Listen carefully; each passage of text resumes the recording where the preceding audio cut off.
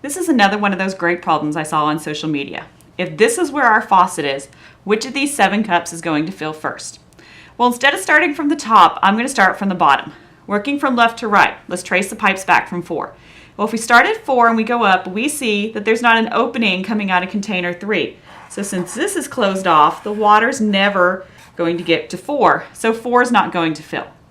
Coming across, if we look at 5, we have a similar problem. It's a solid pipe there coming into 5. So while it'll flow from 3, it's never going to get into 5. So 5 is eliminated.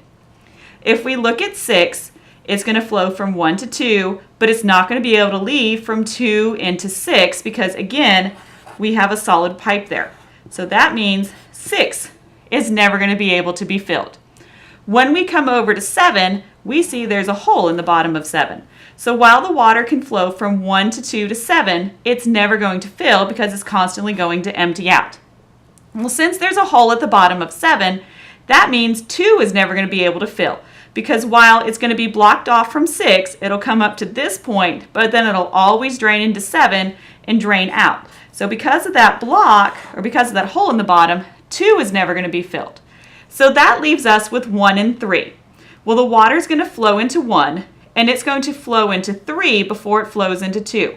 From 3, it's not going to be able to go to 5 because it is going to be blocked there, and it's not going to be able to go into 4 because it's going to be blocked there.